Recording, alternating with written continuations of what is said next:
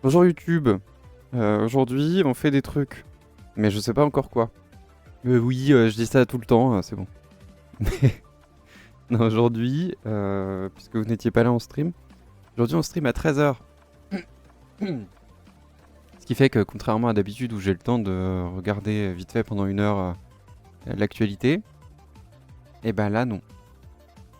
Mais vous savez quoi, c'est pas plus mal. Aujourd'hui, alors, on ne fait pas comme on aurait dû le stream sur le PIB. On va encore remettre ça plus tard. Mais on fait quelque chose de très peu pertinent. Voilà. D'habitude, je regarde l'actualité sur les réseaux, machin et tout, parce que j'ai toujours pas la télé.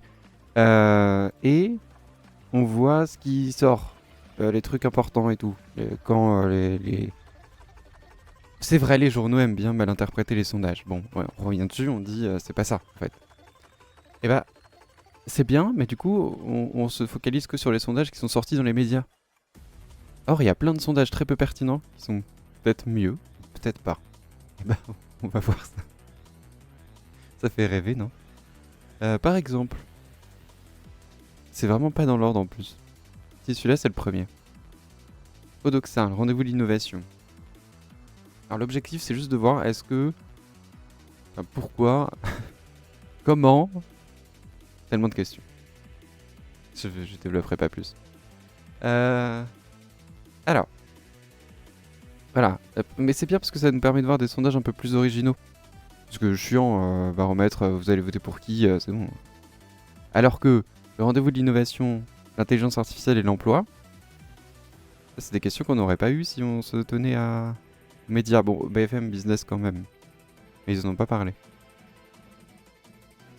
Et comme ça, on regarde des sondages qui auront peut-être des conclusions de gauche. Qui du coup ne seraient pas sorties dans les médias. Recueil. Alors, bon, déjà, on observe que même si c'est pas très populaire, c'est toujours à chier. C'est toujours 22 et 23 avril. Un lundi, mardi, du coup. 22, 23 avril. Ah non. Quoi? Mars. Avril. Mercredi, jeudi. Bon, ouais, toujours les mêmes problèmes. Mercredi, jeudi, en semaine. Donc on privilégie les populations qui ont un emploi du temps le plus flexible, voire pas d'emploi du temps du tout. Ou le moins d'heures de travail, donc les catégories les plus précaires, ou au contraire les plus privilégiées, et donc l'extrême droite. Mais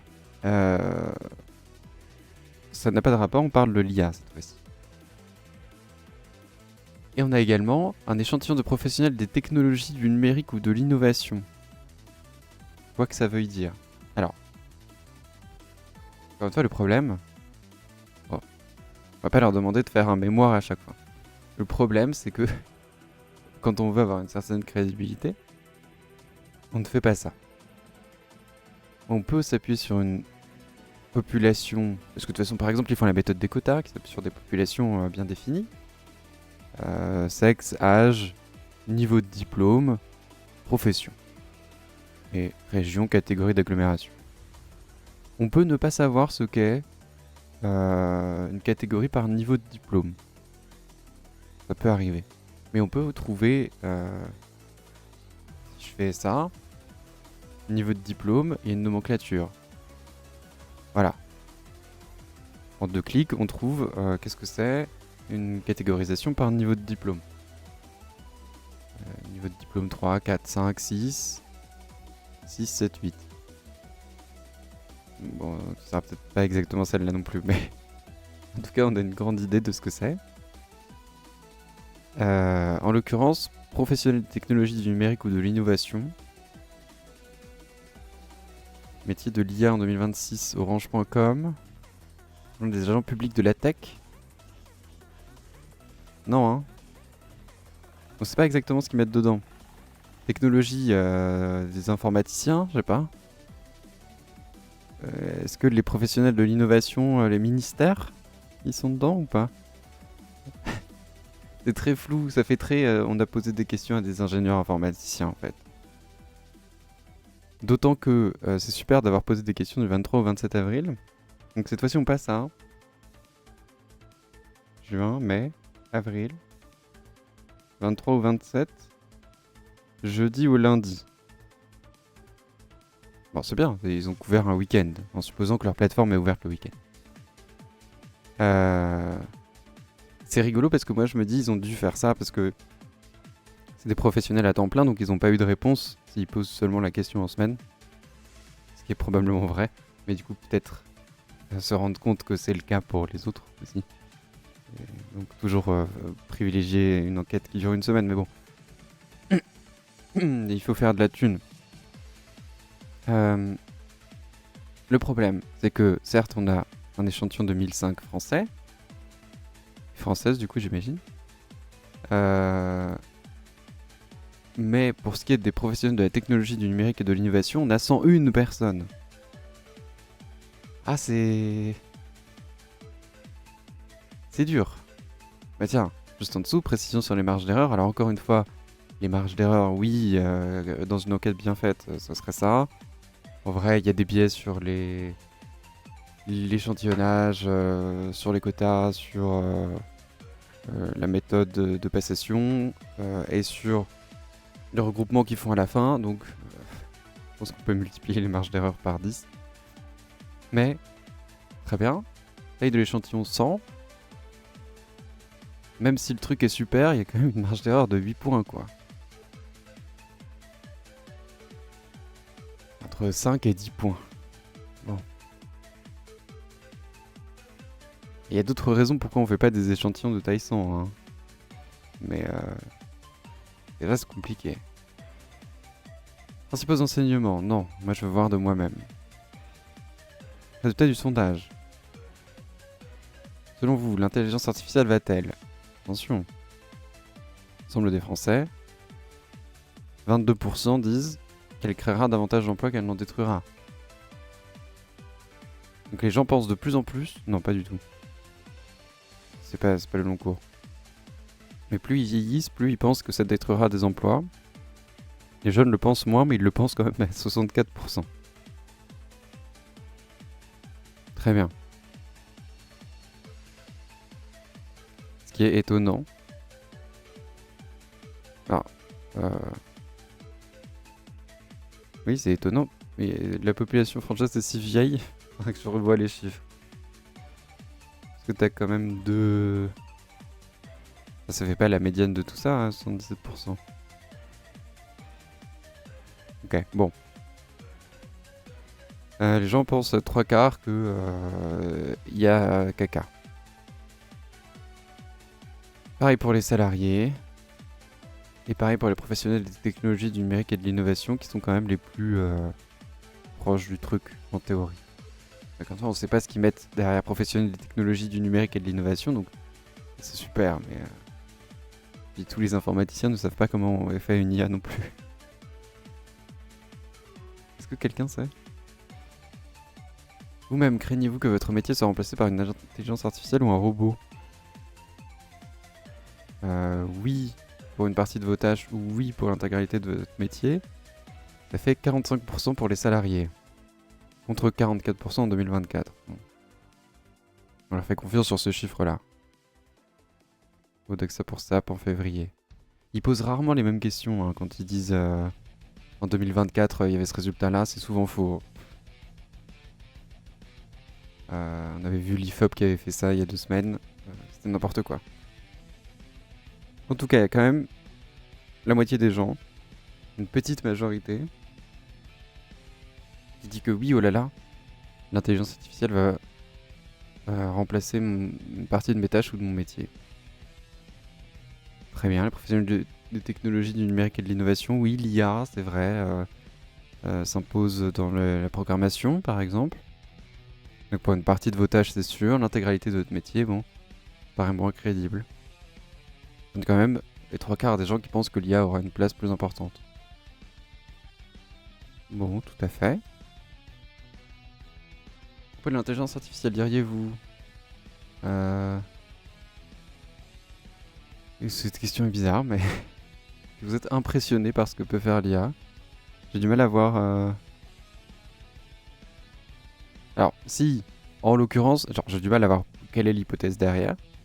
Parce que l'hypothèse, est-ce que les gens sont impressionnés par l'IA, elle est pas très pertinente. Même si elle est très drôle à poser, hein.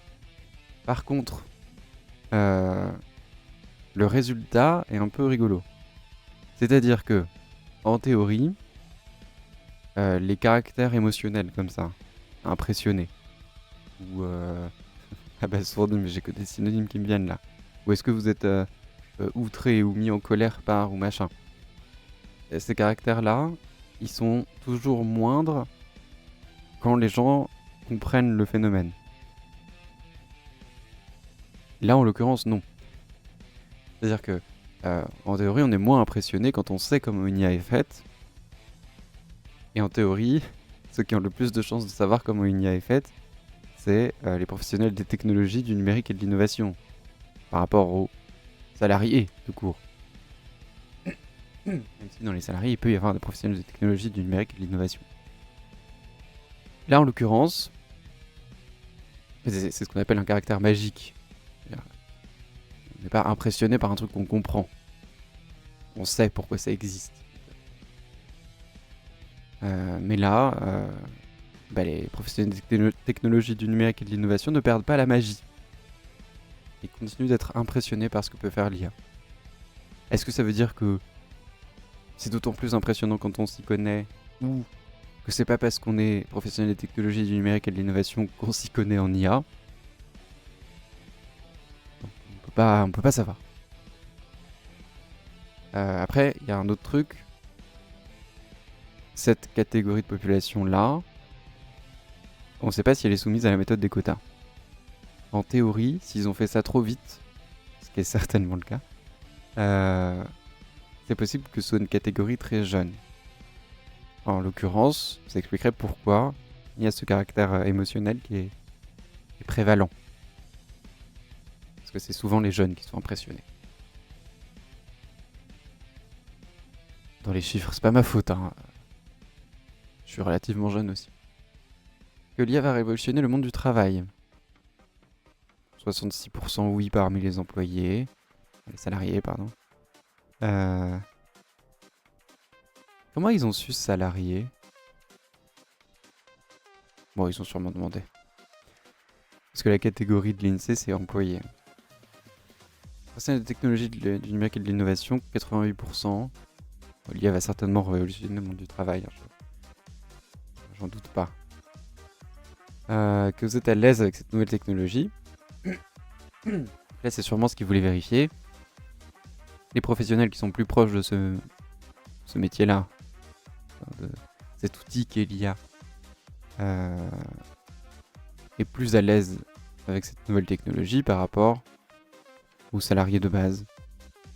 En sachant que j'aime pas du tout leurs questions, parce que ça met... Enfin déjà, ça oppose deux catégories, alors qu'il y en a une qui a 10 fois moins de gens que l'autre.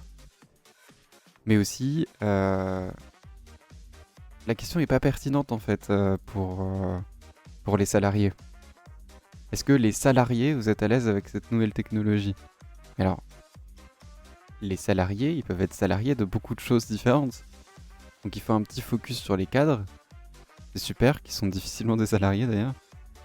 C'est un peu des salariés très particuliers.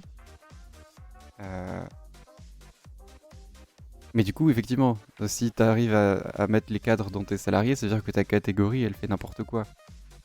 Il peut y avoir des salariés du BTP, eux, bah oui, l'IA, je pense qu'ils ont moins de raisons de s'y intéresser. C'est probable qu'ils soient plus mal à l'aise avec ça. Est-ce qu'il y a un... Non, il n'y a pas de focus sur la catégorie de population. La catégorie socio-professionnelle aurait été intéressante. Quelle catégorie socio-professionnelle est plus à l'aise avec la nouvelle technologie? Bon, certainement les cadres.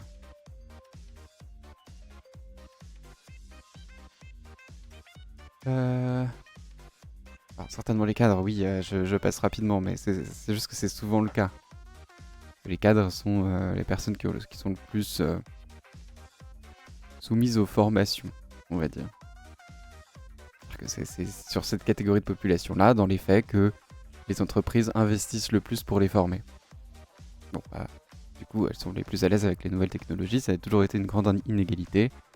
Ça n'a jamais changé. Bon, au moins, c'est une constante qu'on peut constater. Vous avez le sentiment d'être à jour, de parvenir à suivre ces évolutions. Bon, bah pareil, c'est pas étonnant que les cadres soient devant, pour la raison que je viens de dire. C'est les mieux formés, alors qu'en théorie, hein, c'est aussi les mieux payés, donc... en théorie.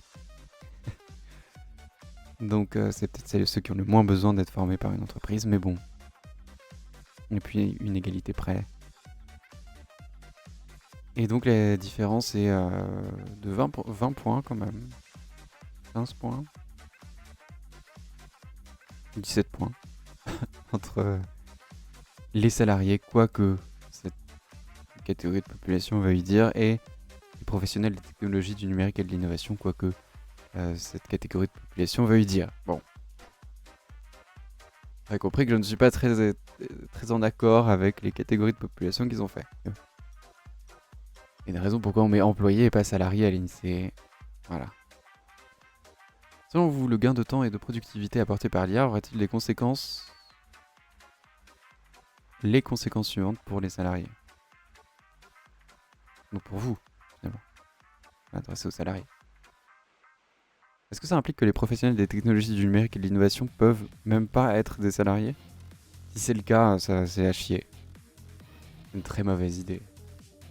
Faut au moins que tu aies un critère en commun avec la population que tu compares.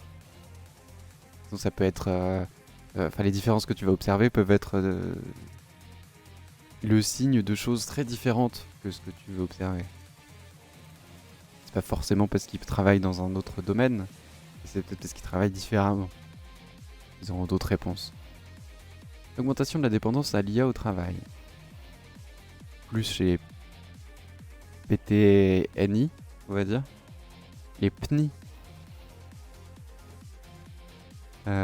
Plus chez les salariés, en ce qui concerne la réduction de leur temps de travail. Alors que juste au-dessus, on avait quand même... Je sais plus où... Oui, ils étaient sûrs que ça allait remplacer une partie de leurs tâches, mais pas que ça va réduire leur temps de travail. Alors, on sait pas comment la question a été posée, mais au vu des résultats, ça paraît évident que on pouvait sélectionner au moins une réponse. Il n'y a pas marqué sélectionner 2 parmi les 4, donc une qui pouvait tout cocher. Donc c'est vraiment étonnant. Ils considéreraient du coup, en théorie, que l'IA existe, qu'elle va remplacer une partie de leur travail, mais que ça va pas réduire leur temps, donc ça va pas améliorer l'efficacité. Le gain de temps permettra de consacrer davantage de temps aux relations avec leurs collègues. Je comprends pas cette question. Je comprends pas cette modalité. Alors, ça sort du domaine de l'IA. C'est-à-dire que tu pars du postulat que... Alors, un postulat déjà avec lequel tout le monde n'était pas d'accord, hein, parce que c'était une modalité d'une question au-dessus. En théorie, si l'IA apporte un gain de temps, question qu'on ne posera jamais, parce qu'on n'en est pas sûr. Et que tu sais que dans ton échantillon, il y en a qui sont pas sûrs. Bon. Si l'IA apporte un gain de temps, est-ce que ça va réduire ton temps de travail? Ok, là je comprends, ça a un lien direct. Peut-être que ça va t'apporter un gain de temps, mais que tu auras plus de responsabilités, donc ça ne va pas réduire ton temps de travail. Par contre, est-ce que ça va te permettre de consacrer davantage de temps aux relations avec tes collègues? Bah ça dépend de... ça dépend de la volonté du salarié, en fait. Pas de l'IA. Tu peux dire, est-ce que tu auras plus de temps libre? Mais après, du coup, c'est une conséquence logique de la réduction du temps de travail. C'est très bizarre d'avoir mis ça comme ça. C'est comme si les trois seules choses que peuvent faire un salarié, c'est réduire son temps de travail, avoir un travail intéressant et parler avec ses collègues. C'est aussi un être humain. Peut-être qu'il pourra avoir des pauses plus longues. Peut-être qu'il pourra avoir plus de temps à la cantine. Peut-être qu'il pourra... Je sais pas, est-ce que la question est posée? Non, hein. Peut-être qu'il pourrait être mieux payé. A priori, l'IA a rien à voir avec le fait d'être mieux payé. C'est même plutôt l'inverse. Mais du coup, c'est intéressant de poser la question pour le vérifier. Perception de l'action des entreprises de la France. Je peux pas trouver une musique plus calme là? Non, mais là, c'est n'importe quoi. Bon, c'est un peu plus calme. Ça va exploser un moment. Genre à propos de l'intelligence artificielle, pensez-vous que la France et l'Europe investissent et encouragent suffisamment le développement de l'IA? Alors, chez les salariés. Quoi? Pourquoi le salarié est devenu ensemble des Français? C'est quoi ensemble des Français? J'ai l'impression d'être piégé. Ah, c'est eux. Pourquoi on n'en a pas entendu parler depuis un moment? C'est qui ensemble des Français? Quoi? Ah, la catégorie salarié. C'est donc tous les salariés parmi l'ensemble des Français. Donc, cette catégorie salariée a moins de 1000 personnes. Donc, a une marge d'erreur trop élevée pour que ce soit pertinent, en fait, depuis le début. Pardon, j'étais passé à côté. J'ai essayé de le faire passer comme ça, mais j'ai l'œil maintenant. Donc, ces salariés, il y en a genre 700. Et les PNI, là, il y en a 101. Dont certains qui sont pas salariés. Donc, ensemble des Français. On y revient là, on a vraiment 1001 personnes. La France et l'Europe investissent et encouragent suffisamment le développement de l'IA. 42%. Ça veut dire quoi suffisamment? Non, alors là, je veux un tout à fait d'accord, plutôt pas d'accord, pas du tout d'accord. Je veux pas un oui-non. Est-ce que tu considères que c'est une bonne chose? Comme ça, encourage suffisamment. Comme ça, encourage. Investissent, d'accord. Encourage, bon, oui, hein. Osélia, on rappelle. Osélia. Plan du gouvernement pour diffuser l'IA dans toutes les entreprises. Hein. 100% pour la part des grands groupes en 2030, 80% pour les PME ETI et 50% pour les TPE. Alors 50%, 50% des TPE qui utilisent l'IA en 2030, j'ai pas envie. Flemme. Bon, c'est effectivement, il y a des grands plans qui encouragent l'IA, au-delà de l'investissement. Pour les PNI, ils encouragent pas suffisamment. Alors, est-ce que ils encouragent trop ou pas assez? Alors après, si en théorie c'est des gens qui travaillent dedans, là tu parles de leur pouvoir d'achat. Pas très bonne question. Une fois, quand on parle du pouvoir d'achat et du portefeuille des gens, on sait très bien ce qu'ils vont répondre. Et je me mute 2 secondes.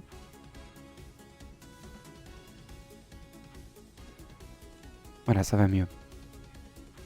La France et l'Europe agissent suffisamment pour garantir leur souveraineté en matière d'IA. Oh là. Alors cette modalité induit clairement une façon de penser qui n'est peut-être pas celle de la personne à qui tu poses la question. Je sais que la première encourage suffisamment, bon bah peut-être que la personne ne veut pas encourager l'IA. Hein. Alors là, agissent suffisamment pour garantir leur souveraineté, ça veut dire que il faut agir, mais est-ce qu'ils agissent suffisamment? Peut-être qu'il faut pas agir. Hein. Peut-être que agir, ça veut dire polluer de fou. Moi, je préfère pas polluer et du coup, non. Bon. Les gens interrogés n'avaient pas la possibilité d'être contre. Évidemment, ce sera une conclusion. Hein. Les gens interrogés, parce que c'est la dernière diapo, les gens interrogés n'avaient pas la possibilité d'être contre l'IA d'une manière générale. Ce qui est bien triste. Les Français... Les entreprises françaises s'adaptent rapidement et intègrent suffisamment cette technologie, mais encore une fois, suffisamment, ça veut dire quoi? Je peux dire non, et ils l'intègrent trop, ou non, ils l'intègrent pas assez. C'est-à-dire que dans ta population, non, il y aura les deux opposés. C'est dommage.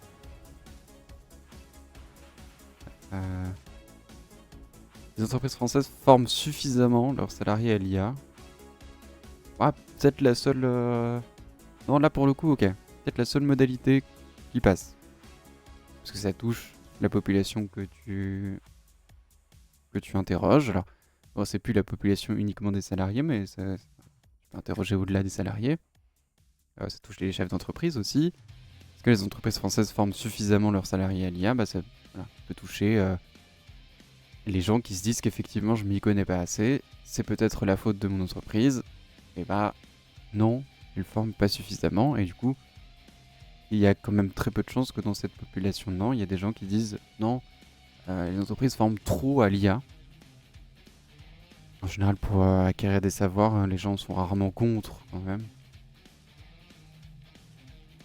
Donc cette modalité ça va, les trois autres à chier. La catégorie de population salariée à chier parce qu'elle est à moins de 1000 personnes et on sait pas ce qu'il y a dedans. Et PNI là, encore pire, 100 personnes, donc à chier. Je sais pas exactement quel lien ils ont avec l'IA. Peut-être aucun, peut-être travaille dedans. On va me dire que tous les informaticiens sont les mêmes.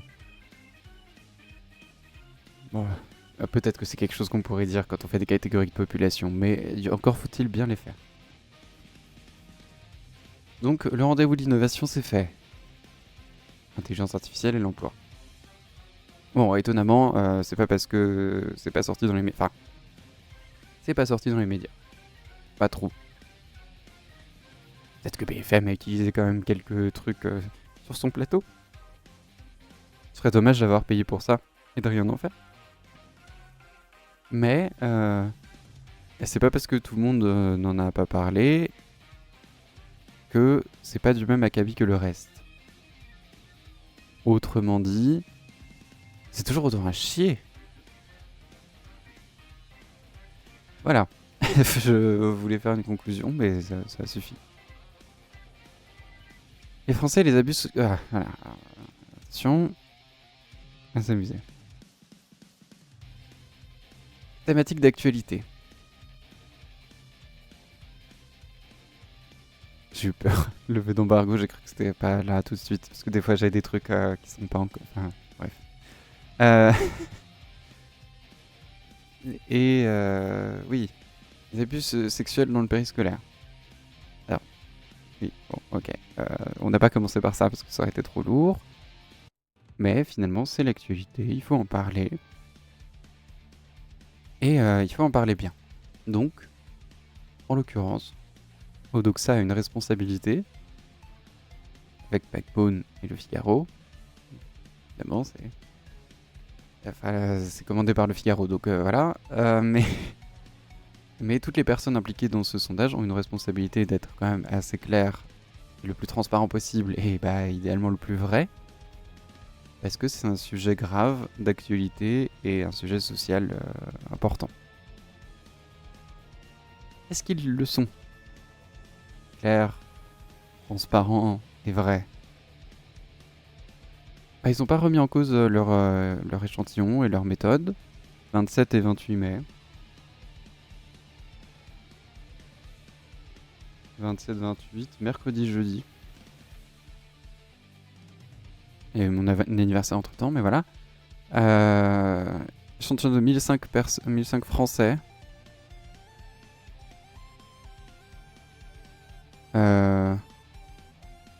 On pourra parler de la catégorie de population français. Et je pense qu'on pourra faire tout un stream dessus.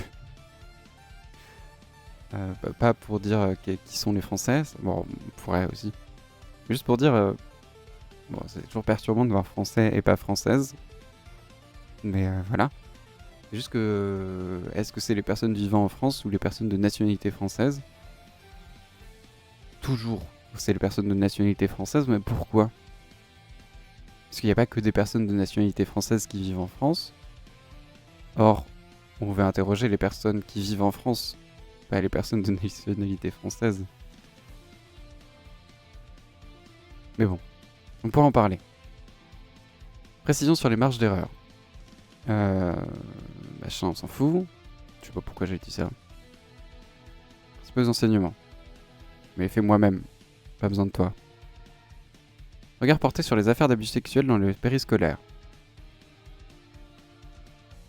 pour des affaires, dites-nous si... Alors, j'avais vu passer ce sondage quand même, et ma première réaction c'était, mais qu'est-ce qu'on s'en fout? Alors, pas du sondage, non, ok, il est important, mais de cette modalité-là. Pouvez-vous nous dire si vous en avez entendu parler? Aviez, ça suppose qu'ils ont donné des infos avant. Est-ce que vous en avez entendu parler avant ce sondage? Voilà. Ma première réaction c'était qu'est-ce qu'on s'en fout de savoir s'ils en ont entendu parler, c'est un sujet d'actualité, tu fais pas ton sondage pour savoir si les médias ont bien fait leur travail, mais est-ce que ça a intéressé les gens? Et en fait, techniquement c'est une question qu'on pourrait avoir dans des vraies enquêtes, j'allais dire, mais dans des vraies enquêtes, ça marche très bien.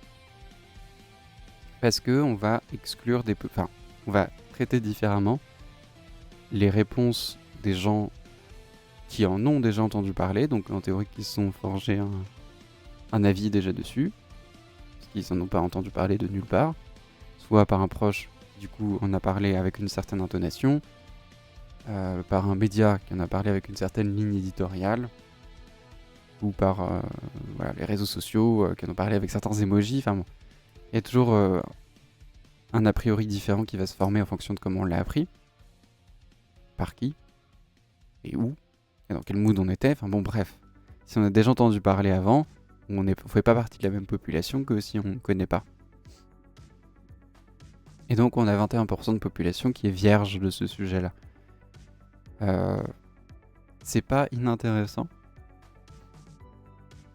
C'est pas parce qu'ils connaissaient pas qu'ils peuvent, enfin leur avis compte pas. Parce que peut-être qu'ils vont voter, enfin ça dépend de la portée de ton sondage, mais en général c'est ça. Peut-être qu'ils vont voter, donc c'est quand même important de savoir s'ils ont été choqués ou pas. Alors ce qui est rigolo, c'est que probablement Kodoxa a mis une capsule informative avant.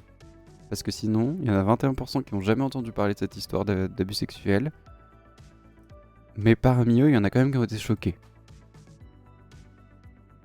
Ah non, c'est pourcentage, oui, pardon. Non, c'est bon. Donc effectivement, c'est ce qu'on aurait pu faire aussi. Donc on a exclu ces 21% quand on a posé la question de la réaction, parce qu'ils en ont pas eu. Donc non, tout va bien. Mais du coup, oui, dans une vraie enquête, on aurait séparé les résultats parce que techniquement, pour nos hypothèses, on n'aura pas les mêmes hypothèses entre des gens qui n'en ont jamais entendu parler et des gens qui ont déjà eu une réaction. Ça aurait pu être intéressant. Bon, c'est pas ce qu'ils font dans le sondage, sans surprise. Ils font pas la chose la plus pertinente. En tout cas, ça a choqué 85% des gens qui en ont entendu parler. Il y en a quand même 14% qui n'ont pas été choqués. Bon. Et c'est une réalité de cette affaire-là qui est terrible. C'est que des gens en avaient déjà entendu parler, des gens s'étaient déjà plaints, et rien n'avait changé. Donc, ils en font certainement partie. Vous avez été surpris. Voilà, donc là, on rentre encore plus dans le truc. C'est-à-dire que parmi... Alors pour le coup, c'est des bonnes questions. Parce qu'entre le choc, où effectivement, on peut avoir entendu la rumeur qu'il y avait des abus et tout, mais là, concrètement, il y en a et ça peut se passer près de chez vous, machin et tout. On se dit que tout le monde sera choqué, mais non, il y a quand même ceux qui vraiment le savaient en fait, où on était convaincus. Par contre, être surpris, là c'est vraiment est-ce que vous avez déjà entendu des rumeurs sur ce truc-là. Mais on ne pose pas la question. Alors, vous pourriez m'opposer poser la question directement est-ce que vous avez entendu des rumeurs d'abus sexuels? Ça aurait été peut-être plus direct pour l'hypothèse qu'on a. Mais non. Pour le coup, c'est comme ça que la question doit être posée. En tout cas, on n'a pas les mêmes résultats exactement, mais je préfère cette question-là parce que quand on pose la question est-ce que vous avez déjà entendu cette rumeur, c'est très compliqué de s'en rappeler. Est-ce que je l'ai déjà entendu avant? Ou est-ce que, vu que j'en ai entendu parler dans les médias, j'avais l'impression d'être déjà familier avec ce sujet-là? On sait jamais trop et du coup, quasiment tout le monde répond que oui, j'ai entendu des rumeurs. Alors qu'est-ce que vous avez été surpris, voilà. T'atteins à peu près la même chose, mais on se souvient mieux si on a été surpris que si on a déjà entendu des trucs avant. Pour le choc, c'est encore plus poignant. Après, pour le choc, c'est vrai qu'il peut y avoir un autre biais qui est que on veut toujours se présenter sous son meilleur jour dans les sondages. Enfin, même si c'est anonyme. Pour faire genre, il y en a peut-être qui ont dit oui, j'ai été choqué, alors qu'en vrai, ils s'en foutent. C'est possible. Mais bon, c'est négligeable, et puis de toute façon, ça arriverait, donc... Est-ce que j'aurais une... Faut que je trouve un autre truc, pardon. Ratchet et Clank, c'était bien, non? Mais de quoi il parle? De l'OST qui explose tout le temps, là. Ouais, partons sur ça. Donc, comme je disais, choqué, surpris, choqué, déçu même. C'est pas si mal comme question. La réaction de la mairie de Paris est-elle été à la hauteur des événements après la découverte de ces agressions? D'après ce que vous en savez, alors... Encore une fois, c'est pas nécessaire de poser ça comme ça, hein. De toute façon, ils vont pas faire autrement qu'avec ce qu'ils savent. Mais bon. D'après ce que vous en savez, la réaction de la mairie de Paris a-t-elle été à la hauteur des événements après la découverte de ces agressions? Alors, je me suis dit que ça, c'était pas pertinent, mais j'ai l'impression qu'ils l'ont utilisé pour justifier le ne sais pas. Parce que s'ils mettaient... Ouais, non, c'est malhonnête en fait. Ils se sont dédouanés en mettant d'après ce que vous savez, comme ça ils n'ont pas besoin de mettre une catégorie je ne sais pas. Or, la question c'est la réaction de la mairie de Paris. Ben, moi j'avoue que je sais pas. Ça touche surtout une catégorie bien précise de la population, qui est soit des gens qui se renseignent beaucoup sur ce qui se passe à Paris, hein, soit des gens qui y vivent surtout. Donc je ne ferai pas confiance à ce petit camembert, même s'il est très coloré. Je pense que ça sous-estime une part abstentionniste, donc une part de personnes qui ne savent pas, que j'estimerais à une vingtaine de pourcents, au bas mot. Je lance ça sans source, mais bon. Ils m'ont pas laissé la chance d'avoir une source, donc... Sinon, qu'est-ce qu'on a? On peut quand même voir un petit peu l'ambiance. Est-ce que la mairie de Paris a été à la hauteur? Pas du tout, 20%, plutôt pas 35%. Oui, plutôt 38%. Oui, tout à fait 7%. Bon. Bah... C'est partagé, et c'est peut-être partagé parce qu'en fait les gens savaient pas.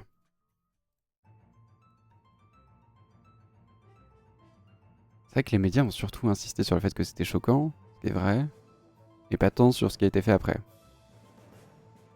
Ah, est-ce que LFI a été choqué? Moi, c'est la grande question que je me pose. Et bah pas tant. Ah bah voilà, tout de suite. Ah non, pardon, c'est... Est-ce que la mairie de Paris a été à la hauteur? Ah bah voilà, ils critiquent. Je joue le jeu des médias, j'essaie de toujours dire du mal de LFI. C'est jamais pertinent. À propos de ces affaires d'abus sexuels, pensez-vous que ce sont des affaires isolées qui concernent avant tout le périscolaire parisien ou que ce sont des affaires qui peuvent concerner le périscolaire dans toutes les villes de France? Quoi? Mais elle est nulle cette question. Pourquoi tu poses... Enfin... Ok, bon. C'est la question pour avoir un gros chiffre.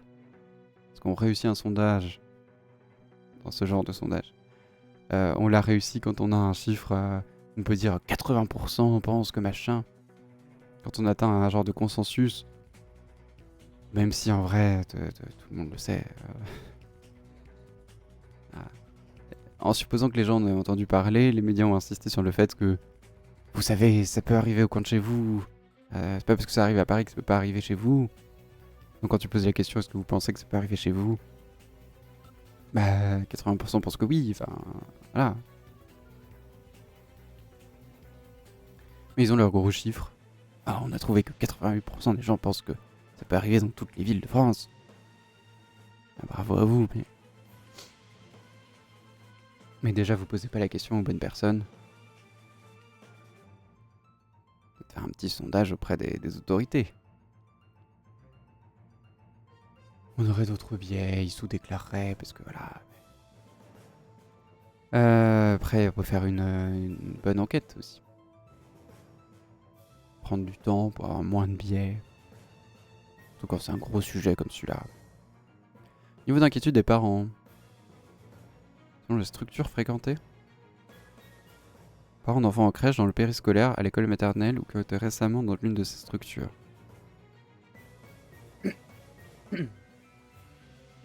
Quoi? Du coup, on parle plus du périscolaire. Alors, crèche, je vois le lien avec le périscolaire, mais école maternelle, c'est quand même obligatoire. C'est... On y passe, quoi. Il ne remet plus en cause les mêmes autorités, surtout.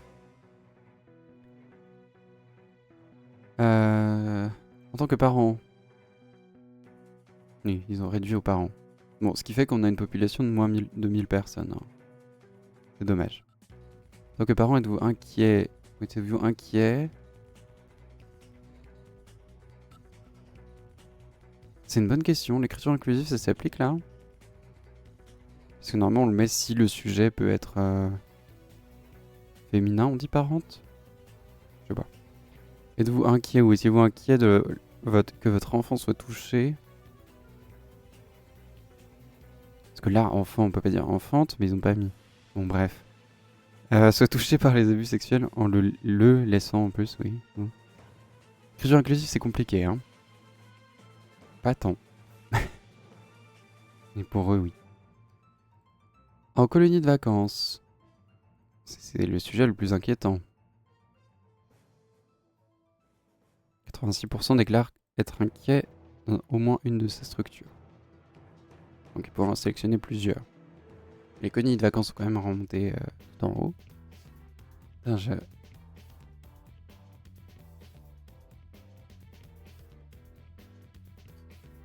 c'est pas beau les bruits. En activité sportive ou culturelle. Donc au sein des crèches, du périscolaire ou de l'école maternelle. Au périscolaire. Ah oui, il y a les cantines quand même. Oui, bah oui, c'est vrai. À l'école. C'est étonnant que les chiffres soient si proches alors que c'est vraiment pas les mêmes autorités. En fait, je pense que si on avait posé la question différemment, parce que là, ce qui fait que les chiffres sont proches, c'est qu'ils ont été mis dans la même question.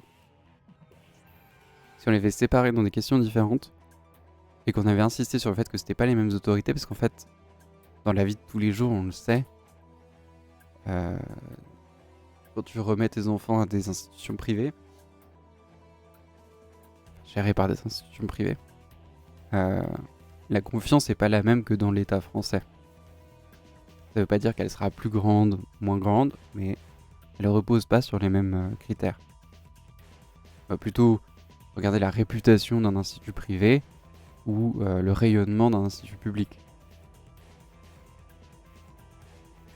Et pourtant là ils ont mélangé tout, alors que je pense que l'école, si on l'avait mis dans un autre truc, les gens seraient moins inquiets.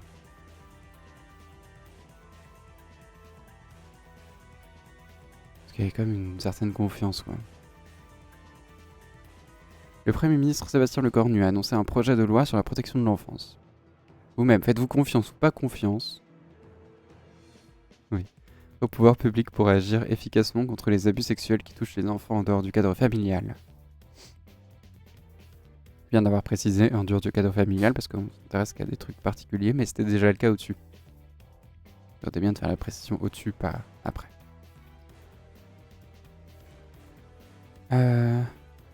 Et donc ils ont séparé les parents.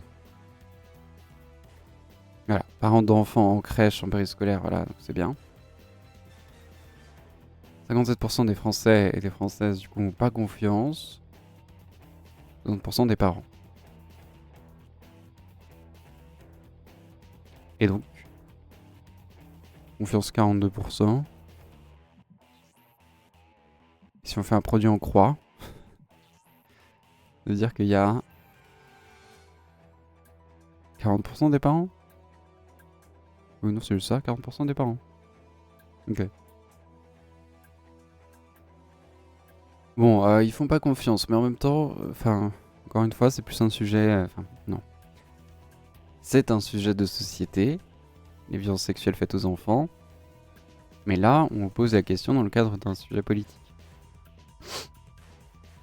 D'une actualité politique.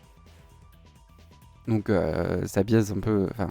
quand tous les médias disent qu'il faut pas faire confiance et qu'il faut se méfier, bah les gens se méfient. Normalement, il faut poser la question à froid un peu plus tard ou idéalement un peu avant.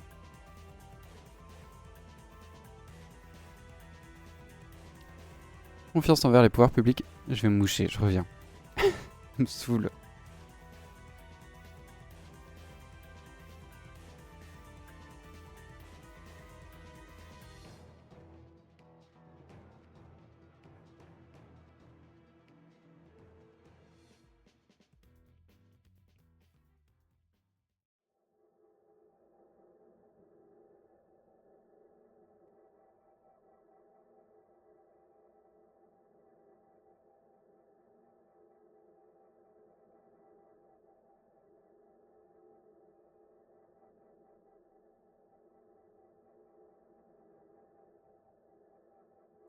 Voilà, je suis à la fin de la maladie, mais c'est chiant quand même. Hein. Donc, le Premier ministre Sébastien Lecornu a annoncé un projet de loi sur la protection de l'enfance. Vous-même, faites-vous confiance ou pas confiance au pouvoir public pour agir efficacement contre les abus sexuels? Donc du coup, il pose la question qui aurait été pertinente sur les enfants... Enfin, sur les... non, sur les enfants. Sur les écoles. C'est la même cause, mais oui. Sur les écoles. Pourquoi les pouvoirs publics? C'est juste des lois, oui, ok, c'est sur le projet de loi. Oui, bon, d'accord. Oh non, résonance sur les réseaux sociaux. Ah, ils font de leur mieux. Est-ce qu'ils ont changé? Backbone, son équipe spécialiste de l'écoute. Oui, bien sûr. Pour effectuer leur analyse, les outils d'analyse de social media et de veille online les plus pertinents. De l'IA, on avait regardé. Des algorithmes. C'est des outils propriétaires ou des outils du marché. Avec un M en gras, attention. Ils intègrent Blue Sky, Mastodon, Thread. Bah, c'est pas nouveau, hein. Ils utilisent des nouvelles plateformes. Mais c'était déjà le cas il y a quelques mois. En plus de X, Facebook, Instagram, TikTok, Twitch, Snapchat, salut. Et des messageries. Ok. Messagerie, blog, forum, oui bon bref. Et ils en sortent ce magnifique nuage de mots.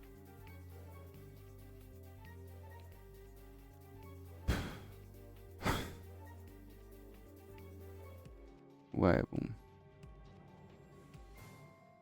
bon. Non, les nuages de mots, c'est très sympa pour mettre en page de couverture d'un mémoire. En mode, regardez, mon sujet est pertinent, les gens en parlent. Bon, là, on sait que les gens en parlent et ils utilisent les mêmes mots que les médias, donc... Littéralement, en plus, dans ton nuage de mots, il y a mots.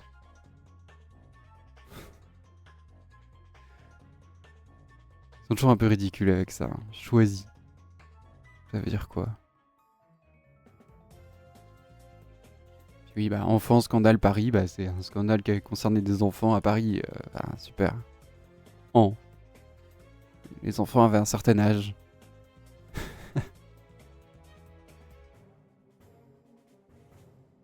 Bon, ça, à la limite, tu peux voir si ça suscite l'indignation ou pas, mais c'est sûr que oui. Ah oui, mais j'adore. C'est vrai que ça, c'est drôle. Ils- À chaque fois, dans leur nuage d'emoji, il y a toujours ça, ça, ça. Ça et ça. Et ça. Il y a toujours plein de symboles. Micro, télé, photo, machin et tout. Ce sont juste les alertes info en fait. Bon, ça veut dire que les médias en parlent, mais en même temps, ce serait pertinent si des fois tu parlais pas de trucs dont les médias parlent. Sauf que bah quand tu n'es... tous tes contrats sont faits avec des médias, bah, on se doute pas hein, qu'il y a, il y a les alertes info dans ton nuage d'emoji. Bon, vomi, énervé, machin, c'est toujours les mêmes qui reviennent, hein, peu importe le sujet.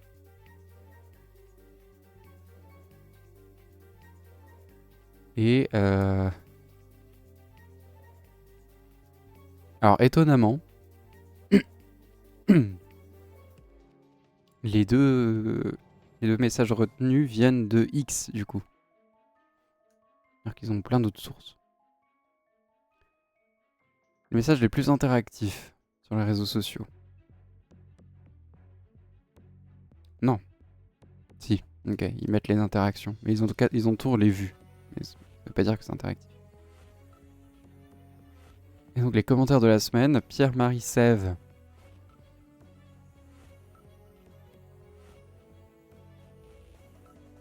Mairie de Paris, nique ta mère. Et Enzo Morel. Bah, mairie de Paris, nique ta mère.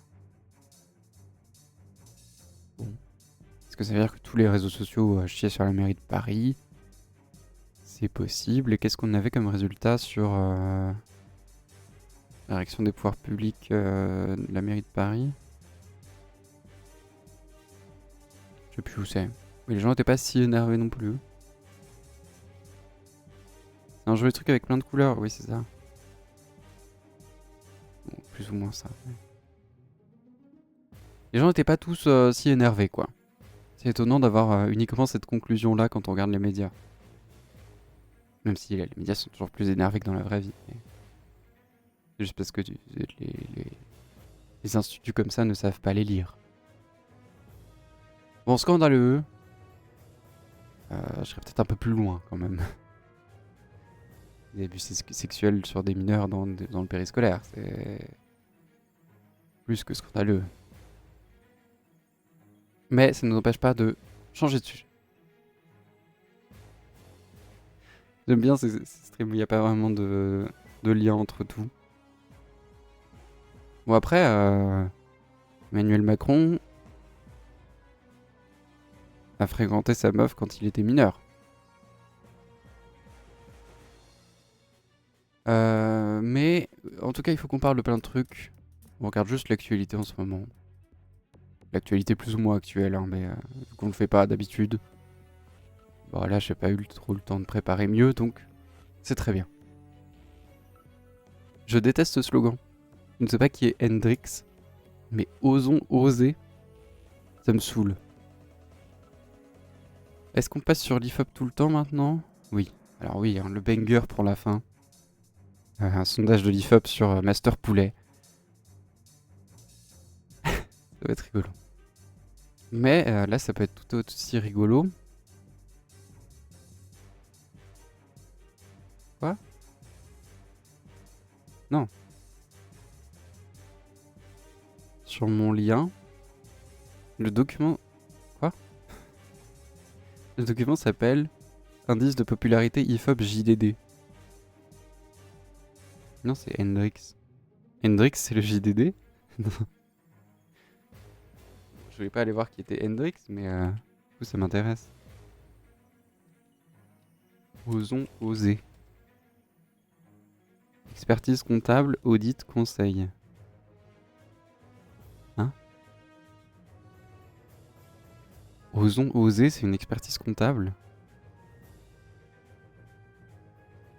Auditeur, gestionnaire, avocat, recruteur, consultant. Je comprends pas cette entreprise. Ah, c'est un truc de réseau. Ils mettent en lien des professionnels et tout, ok. 48 années d'expérience, et pourtant j'en ai jamais entendu parler. Prenons de la hauteur. Exigence, exemplarité, exploration. Bon, on s'en fout. Là, l'IFOP a ressorti un baromètre. On n'a toujours pas fait l'épisode sur le baromètre. Et bah, ce sera toujours pas aujourd'hui. Mais l'enquête a été menée auprès d'un échantillon de 1926 personnes. Ça fait plaisir. Un petit peu plus d'effort que... Voilà. Petit point de loi. Vous n'avez pas 2000 personnes. Donc techniquement, on pourrait dire que c'est mensonger d'avoir highlight cette ligne-là. D'autant que vous êtes clairement plus proche de celle-là. Mais bon, on va dire que vous avez presque 2000 personnes, ça va.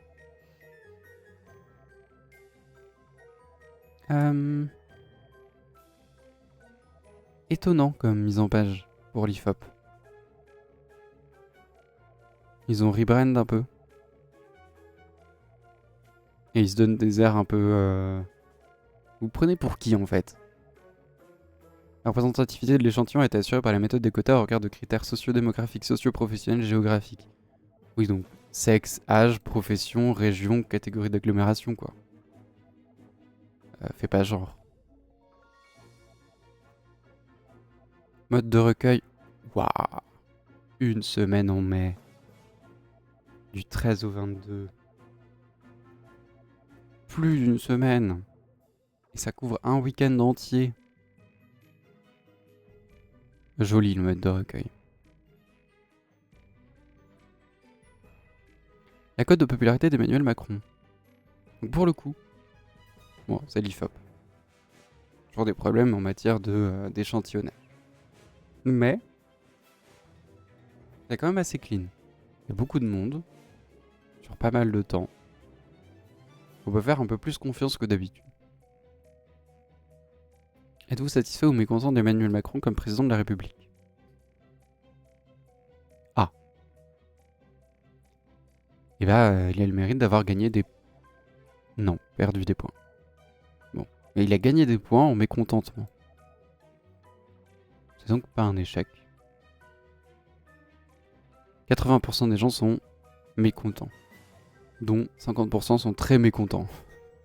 48. Question de la cote de popularité. Pouh. C'est quand même une réalité. Parfois, les sondages arrivent à capter des trucs plus précis que les... alors, pas que les recensements, non. Parce que c'est un sondage aussi. Mais que les élections. Parce qu'en théorie, quand il est élu, il est censé être au moins 50% de satisfaction. Alors, on va pas dire admiration, mais au moins que la moitié des gens soient satisfaits. Ce qui n'est pas le cas grâce aux abstentionnistes et au vote utile. Donc même au début de son second mandat, il était à 43%. Et il a bien diminué plus tard. Est-ce que ça monte toujours en décembre? Oui.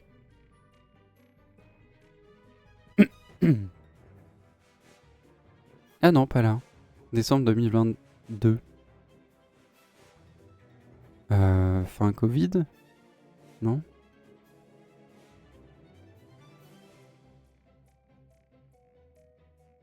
Ouais, je sais pas. Qu'est-ce qui s'est passé en décembre 2022? Parce que normalement, c'est une réalité dans les cotes de popularité. Elles sont plus hautes en fin d'année. Parce que c'est Noël. Il faut être gentil. Et puis c'est une nouvelle année. On repart sur de bonnes bases. Mais pas en 2022.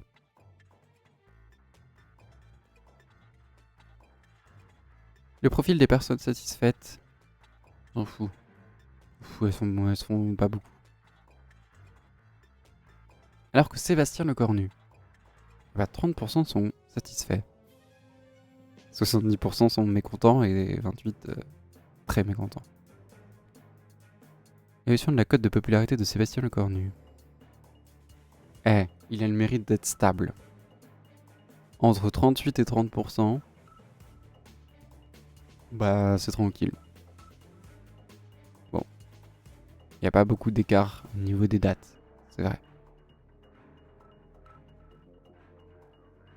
Rappel sur septembre. Issu des indices IFOP JDD. Donc, probablement pas les mêmes questions. Bon là, une question, est-ce que vous êtes satisfait ou pas? Oui, c'est ça que j'avais vu. Les sujets de conversation des Français. Il faut pas faire ça, hein. Pour chacun des sujets suivants, a-t-il animé cette semaine vos conversations avec vos proches, chez vous ou au travail? Non. Ça, c'est un très bon exemple de les sondages ne peuvent pas tout faire. Il y a d'autres méthodologies qui s'en occupent beaucoup mieux. Quantitativement, c'est dur de savoir ce qui a animé les conversations. Et c'est pas pertinent de savoir ce qui a animé à chaque fois, à la fois conversation avec les proches, chez vous, donc avec les proches, ou au travail. Parce qu'au travail, ce ne sera pas les mêmes discussions qu'avec nos proches. Pour des raisons évidentes. Pas le même contexte. Donc au travail, à la machine à café, oui, la hausse du prix du carburant, la crise de l'hantavirus et les accusations contre Patrick Bruel. Bon déjà, eux qui s'en fout. Ouais, les sujets de discussion des Français sont les sujets d'actualité en fait. Bah oui.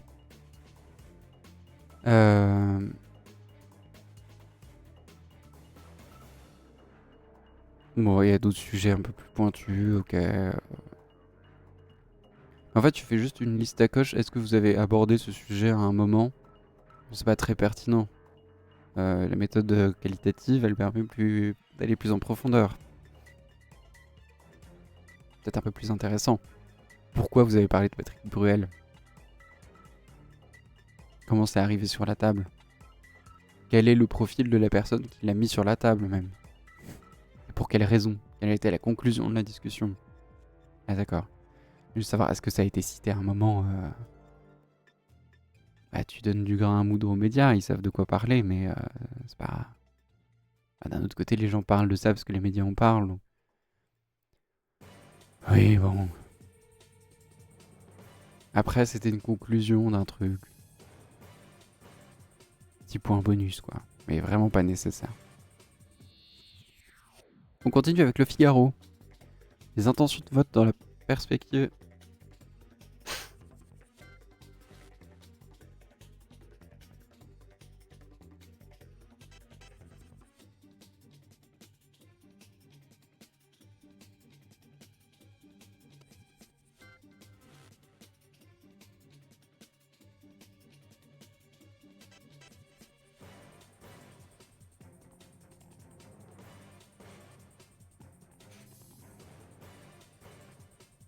Pardon, je me suis pas démute. Je disais 1368 personnes, c'est dur de... Ça m'épuise. 1368 personnes. Donc 1501, ils n'ont pas exclu la dernière qui a répondu. La représentativité de l'échantillon, sexe, âge, profession de la personne interrogée. Région, catégorie d'agglomération, toujours le minimum. Hein. 1500. Les résultats de l'étude. Ah oui, non mais c'était chiant à lire ça. Non, j'ai la flemme. Vous aussi, vous avez la flemme. Dans ce tableau, il fait chier. Il représente 6 dimanches prochains se déroulait le premier tour de l'élection présidentielle, pour lequel des candidats suivants y aurait-il le plus de chances que vous votiez? Dans l'hypothèse d'un bloc central Gabriel Attal contre Édouard Philippe, et ben les gens voteraient Jordan Bardella. Dans l'hypothèse d'un bloc central Édouard Philippe seul, les gens voteraient Jordan Bardella. Mais s'il y a seulement Gabriel Attal, les gens voteraient Jordan Bardella. Voilà. Pour ce qui concerne les intentions de vote, hein, toujours les mêmes problèmes de l'IFOP. Pourquoi l'extrême droite est si haute tout le temps? Je reviens pas dessus, mais ça, voilà, c'est parce qu'il pose la question 2 jours en semaine. Ça représente la précarité, mais aussi que ça a moins de conséquences de répondre à un sondage que de voter à une élection présidentielle, et que donc, pour faire réagir les autorités, on peut dire je vais voter Jordan Bardella si je ne suis pas content, si les choses ne changent pas. Comme ça, quand ça remonte dans les sondages, on va dire ah, De quoi, Jordan Bardella, vite, il faut qu'on se bouge le cul, nous, la gauche.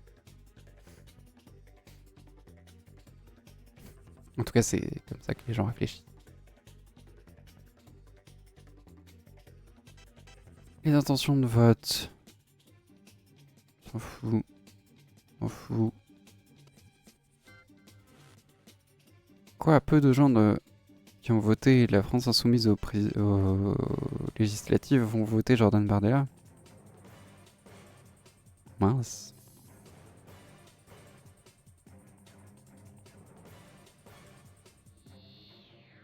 L'ensemble des électeurs. Ah, on peut faire le comparatif? Ah, mais on compare pas avec une élection présidentielle, c'est con.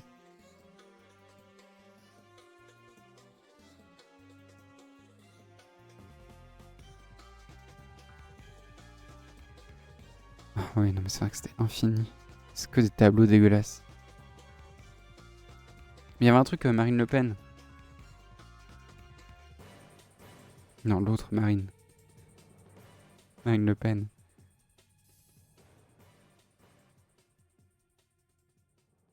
Il y avait pas un truc qui opposait Bardella à Marine Le Pen? Bon, de toute façon, je vous spoil, c'est bon. Dans tous les cas, l'extrême droite gagne d'après ce sondage. Qui est surpris. On dit ça depuis 1000 ans, c'est jamais vrai, et voilà. L'opinion des Français sur le versement d'aide publique aux entreprises. Ouais, on passe un peu, hein. Moi, je suis censé arrêter à 15h. Ah, c'est peut-être le dernier stream où je suis pas animé. Peut-être. Alors en tout cas, c'est le dernier stream sous cette forme-là. Samedi, il y aura un truc spécial. J'aurais dû dire ça au début du stream, les gens seraient restés. Merde. L'opinion des Français sur le versement d'aide publique aux entreprises. Alors oui, j'ai vu qu'ils avaient fait... Alors là, pour le coup, ça va aller vite. Puisqu'il y a une question qu'ils ont posée. C'est tout. Donc, méthodologie toujours la même. En ligne du 15 au 16 avril, donc en semaine. Ah oui, j'ai vu ça. Qu'est-ce que c'est que cette merde? En bas de la méthodologie, il y a ce petit tableau. Notes de lecture dans les pages de ventilation. Donc les tableaux quoi. Les différences significatives des réponses de certaines sous-cibles sont présentées par des couleurs rouges et vertes, comme présenté dans le tableau ci-dessous. Direction de la différence. Résultat significativement inférieur à la moyenne en rouge. Résultat significativement supérieur à la moyenne en vert. Là. Je ne sais pas ce que veut dire significativement pour eux. Moi je dirais 5 pour. Fais des paris. Probabilité que la différence observée ne soit pas due au hasard, 95%. Pourquoi? Alors, je ne comprends pas ce tableau. Déjà, il paraît pas nécessaire. Il suffit de dire les résultats significativement inférieurs à la moyenne sont notés en rouge et ceux significativement supérieurs à la moyenne en vert. Pas besoin de faire un tableau. Et aussi, probabilité que la différence observée ne soit pas due au hasard, 95%. Pourquoi? D'où?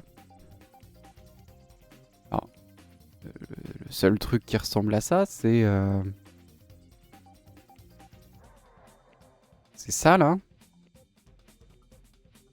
Mais même pas, je comprends pas d'où ça vient 95% que ce soit pas dû au hasard. Est-ce que c'est un calcul en fonction de l'intervalle de confiance? Mais c'est pas vraiment comme ça qu'il faut le lire en fait.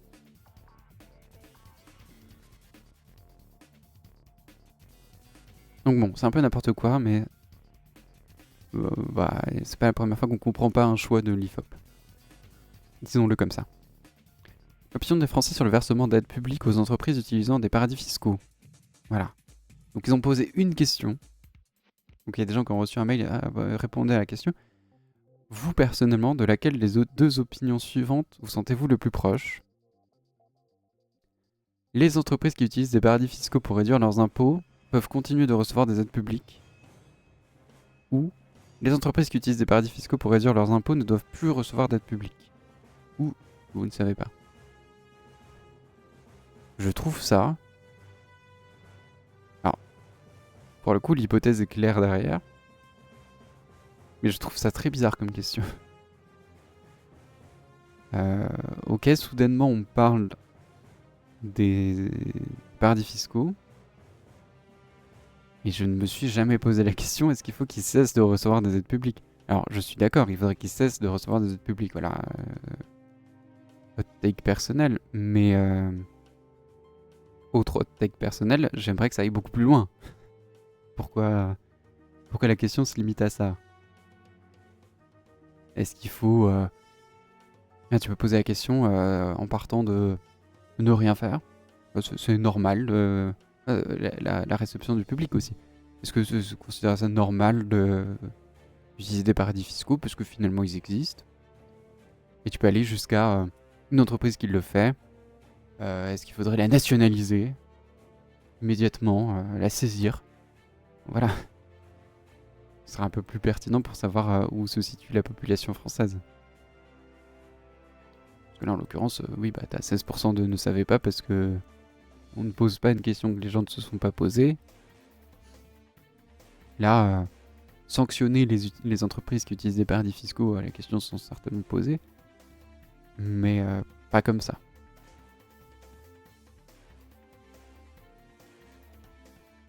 Donc on voit que les moins de 35 ans, et particulièrement les 18-24 ans, sont ceux qui sont le plus favorables à ce que les entreprises continuent de percevoir des aides publiques malgré le recours à des paradis fiscaux. C'est aussi ceux qui ne savent pas, le plus. Mais en tout cas, c'est pas ceux qui disent que les entreprises devraient cesser d'en avoir.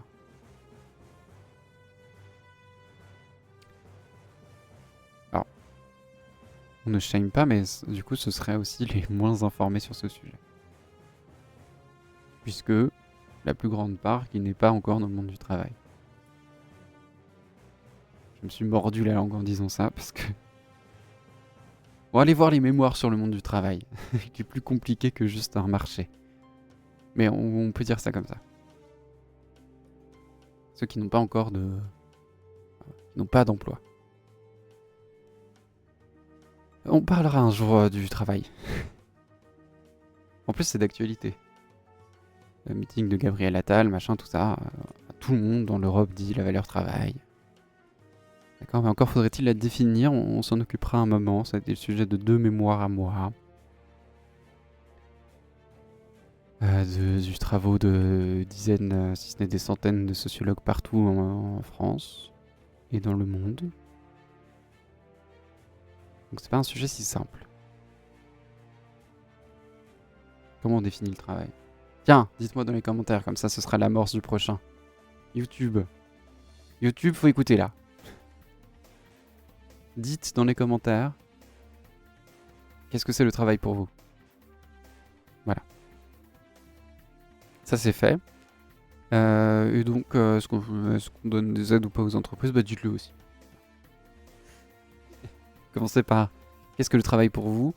Et juste à la fin, mettez oui ou non. On saura de quoi vous parlez.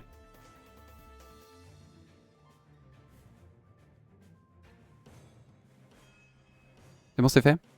Ok. On continue. Ça, on s'en fout. Pas de master poulet dans ma ville. Voilà, banger. Bon, conclusion là-dessus déjà. 1h13. Déjà une conclusion. Est-ce qu'on n'a pas un dernier petit sujet? Même si celui-là est très drôle.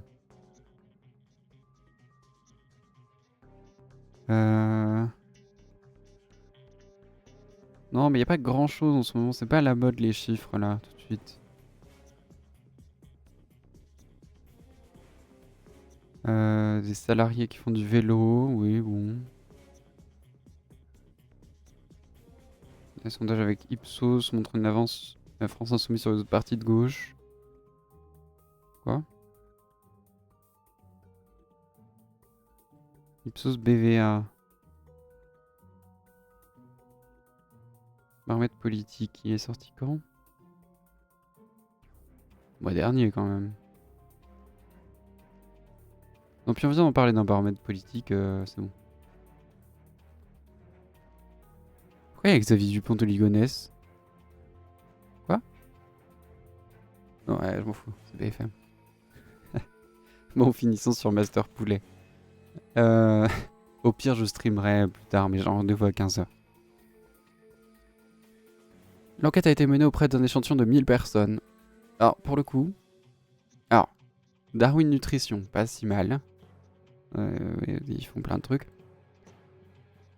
Juste, ce sondage est drôle parce que... Qu'est-ce qui se passe? Les questions sont posées très bizarrement. C'est un peu un sondage second degré. Mais en fait, c'était pas le but. Juste, il est ridicule. La représentativité de l'échantillon a été assurée par la méthode des quotas. Mais il y a des choses à dire parce que c'est pas, enfin, le sujet est pas ridicule. Juste, prenez-vous au sérieux en le faisant. Je sais pas. Les interviews ont été réalisées en ligne du 6 au 7 mai. Alors, j'ai un problème avec les interviews. Les interviews, c'est une méthodologie particulière qui implique une entrevue. Je l'ai déjà dit, je crois. Un questionnaire auto-administré, c'est le seul moyen de ne pas avoir d'entrevue. Et donc, pas une interview. Il faut à minima utiliser la formulation suivante. Alors, ce serait vrai si c'était un vrai sondage au sens de la loi, hein, mais là, en l'occurrence, c'en est pas. Le positionnement sur le développement des fast-foods en France et dans sa commune. En fait, moi j'aime bien parce que j'ai rien à dire sur ce sondage. C'est-à-dire que j'en sais rien. C'est vraiment des mécanismes. Il est un peu révolutionnaire ce sondage. Voilà, prenons celui-là. Imaginez qu'une nouvelle enseigne de restauration rapide à bas prix, du type Master Poulet ou Tasty Krusty, projette d'ouvrir un établissement à proximité de chez vous. Oui. Alors ça n'est ni un sujet de société, ni un sujet politique. C'est-à-dire c'est pas d'actualité, c'est pas vraiment une question que les gens se sont posées. Bah ça arrivera peut-être, mais je m'en fous. Et c'est vrai, on s'en fout. Quelle serait votre réaction si cet établissement ouvrirait? Ouvrait. Ouvrirait, c'est quoi comme temps? Du conditionnel? Mais c'est de l'imparfait qu'il faut. Bref. Réaction si l'établissement il ouvre. Dans votre rue à moins de 100 mètres, 33% favorable. Dans votre quartier, 44% favorable. Dans un autre quartier de votre commune, 53% favorable. Pour moi, ce sondage, il est Marine Le Pen tiers. Avec sa fameuse citation les migrants, c'est comme les éoliennes, tout le monde en veut, mais pas chez soi. C'était ça l'hypothèse. Mais en plus, je comprends pas l'infographie. Rien ne va dans cette question et dans ce sondage. Déjà, on s'en fout. Mais en plus, à quoi ça sert? Parce que tu peux orienter les pouvoirs publics en disant est-ce que les gens veulent une restauration rapide ou pas? Mais non, là, c'est pas comme ça que t'as posé la question. Bon, a priori, ils en veulent. Mais d'après l'infographie, pas trop.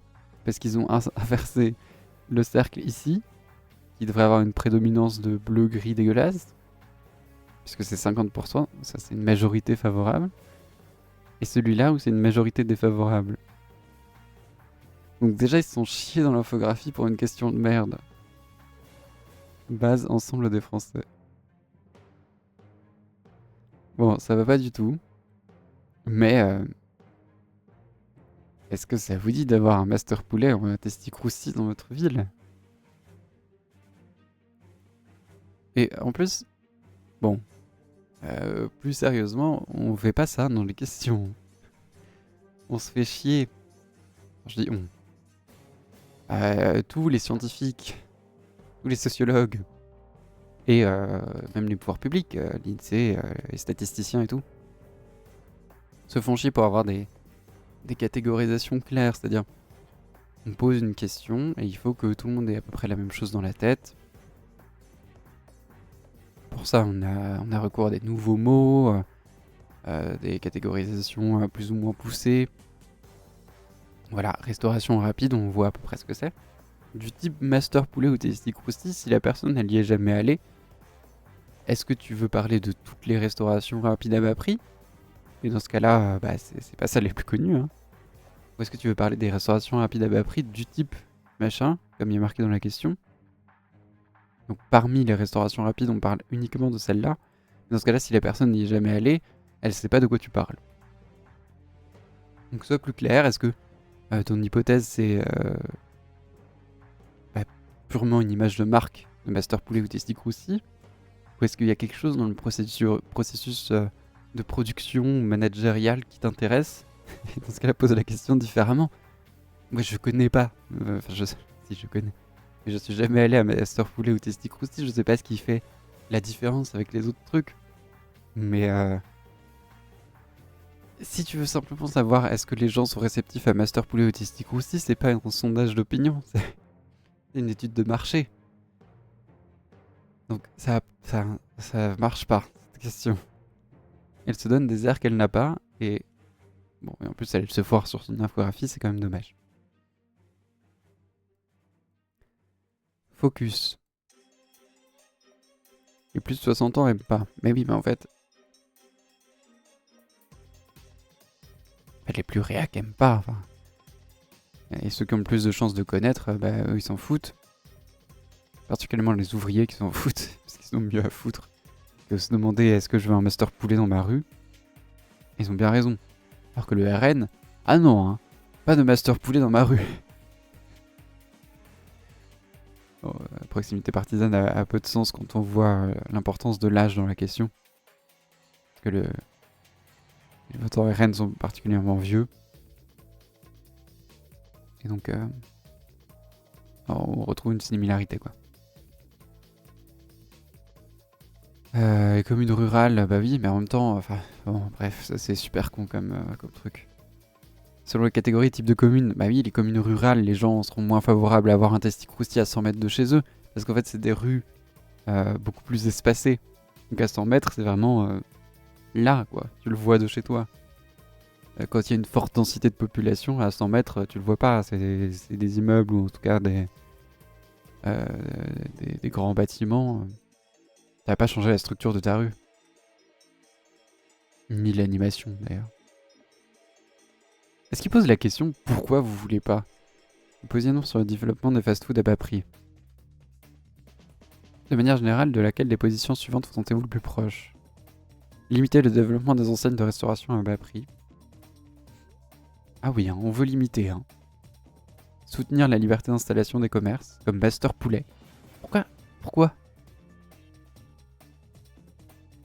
Est-ce que Master Poulet, c'est l'enseigne de restauration rapide? C'est l'équivalent de LFI dans les enseignes de restauration rapide. Tout le monde a envie de taper dessus. Pourquoi spécialement Master Poulet? Qu'est-ce que vous avez? Ni l'un ni l'autre. Oui, exactement 32%, on n'a rien à foutre de ta question de merde. Et pourtant, je suis sûr que ça partait d'un bon sentiment. Est-ce que vous voulez bien manger, machin et tout, mais le sondage, c'est un vrai métier. De manière plus générale, de laquelle des positions suivantes vous sentez-vous le plus proche? Oui, ok, c'est la même chose, mais en fonction de... Quoi? Réponse selon l'âge. Les catégories d'âge, c'est soudainement devenu Gen Z, Millennials, Gen X et Boomer. Bon. C'est pas ça les catégories d'âge. Tu le fais par rapport à celle du recensement, ou alors tu poses la question, est-ce que vous êtes un boomer? Non, c'est trop bizarre, pourquoi ils font pas les choses bien? Je comprends la question derrière, est-ce que vous voulez bien manger? Voilà. Les écolos, eux, ils ont pas envie de soutenir l'installation des Master Poulet. Il faut manger mieux. Mais là, quand même, le RN, il a envie de soutenir la liberté d'installation. Ils sont plus libéraux que racistes.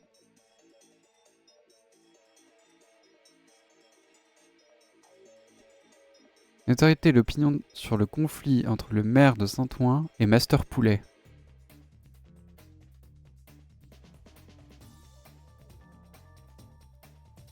Avez-vous entendu parler? Ce sera mieux quand vous verrez ma tête. Avez-vous entendu parler ces dernières semaines du conflit entre le maire socialiste de Saint-Ouen, Seine-Saint-Denis, Karim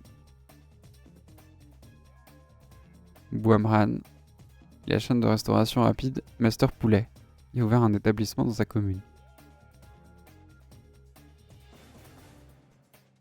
Non. J'aime bien ce résultat. Ça c'est dur quand même. Hein. Quant à ça, alors soit c'est ce que tu voulais montrer. Moi je connais des gens. Je connais des gens qui ont fait des mémoires en utilisant ces résultats-là. Ils ont posé une question. Genre, c'est surtout c'est populaire quand on parle de l'immigration. On fait une étude sur l'immigration. Est-ce que vous avez entendu parler de ce fait sur l'immigration négatif? Oui. Positif? Non. C'est cette personne issue de l'immigration qui a fait des grandes choses dans votre pays? Non. Je connais pas. Mais là, en l'occurrence, c'est quand même le sujet de leur truc. Et tout le monde s'en fout. Personne n'en a entendu parler. Donc là, c'est dur.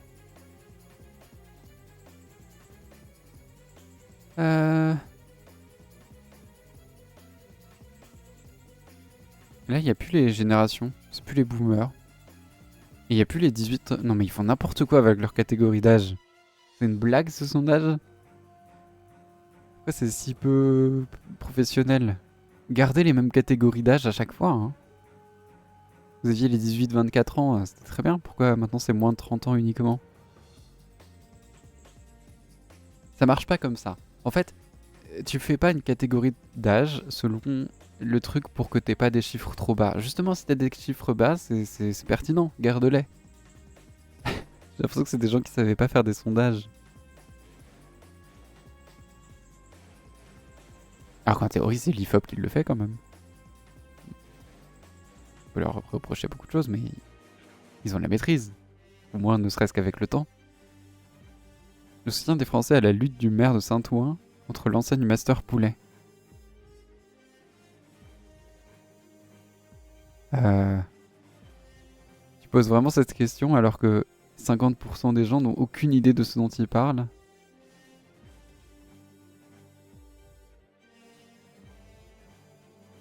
Ah, mais il y a une petite... Le maire de Saint-Ouen s'oppose à l'ouverture d'un restaurant de la chaîne Master Poulet dans sa commune, estimant que ce type d'enseigne ne correspond pas à la politique, à sa politique de qualité de vie et de lutte contre la malbouffe. La municipalité a fait installer des blocs de béton.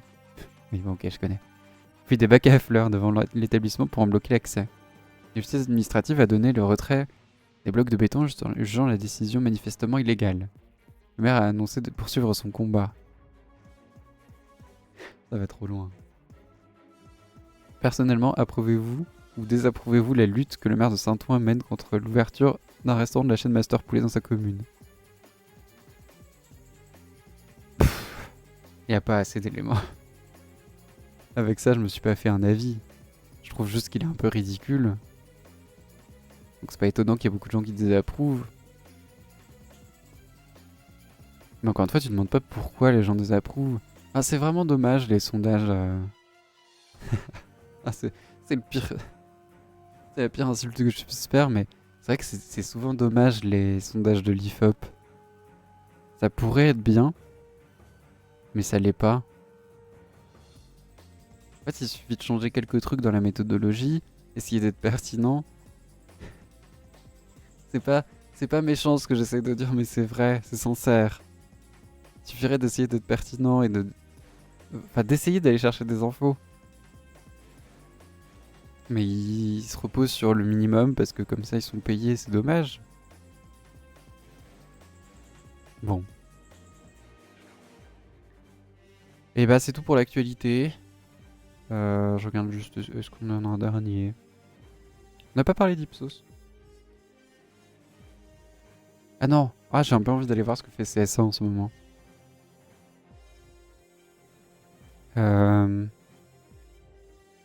Est-ce qu'ils ont sorti un truc raciste? Ah, j'espère.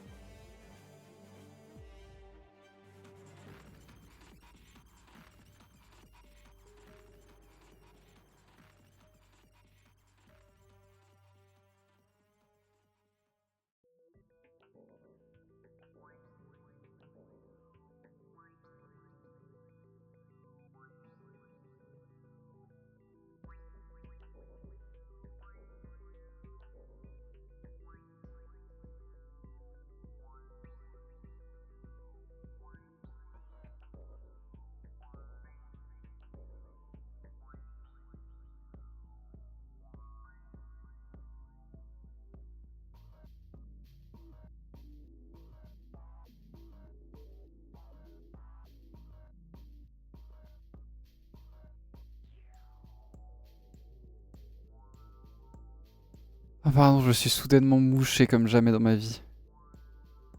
Ah, je revis. Donc je disais, est-ce qu'il y a des choses racistes? Ah oui, ça fait du bien. CSA Cofidis. Budget des familles monoparentales.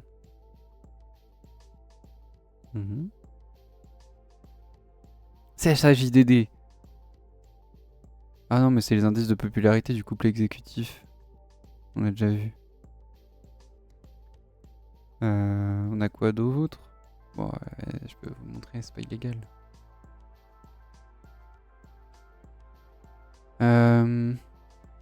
Les furets, CSA Research. Assurance. Un Français sur 3 découvre trop tard qu'il est mal couvert. Faut pas le dire, ça. Comment ça? Faut pas le dire. Très bien s'il est mal couvert. Il paye trop pour jamais être remboursé. Principe des assurances, non? Prendre soin de leur santé. Nouvel enjeu prioritaire des hospitaliers. C'est horrible leur mise en page. Le nouvel enjeu prioritaire des hospitaliers. Faites une ligne. Ça, c'est pas très grave de faire une ligne. En plus, il n'y a pas vraiment d'infographie. Pas d'illustration.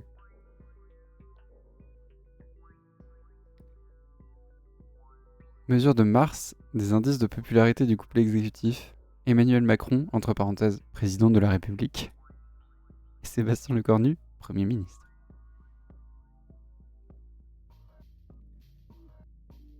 Les furets. Non mais il n'y a rien de raciste. Toutes les news. Pas une catégorie immigration, c'est étonnant ça. Carte de France du crédit à la consommation. En vrai, c'est pas inintéressant. Réception des transports publics. Attente, usage à priorité municipale. Ah non, mais c'est trop vieux en fait. Ils font rien, CSA. Bon, oui, sans surprise, CSA n'est pas un vrai institut qui sort un truc tous les mois. Et pourtant, ça arrive à être à chier.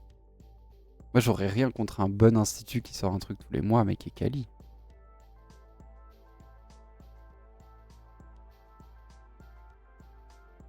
Les gens s'intéressent au transport public.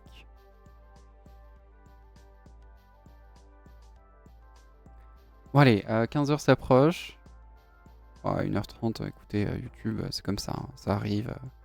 Venez en stream, peut-être que... Venez pour les JDR déjà, et pour des jeux vidéo des fois, qui sont pas publiés sur la chaîne de Rediff, c'est pour ça.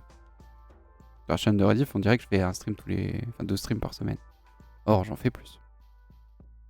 Peut-être que j'en ferai un tout à l'heure sur Oblivion. Allez, au revoir YouTube.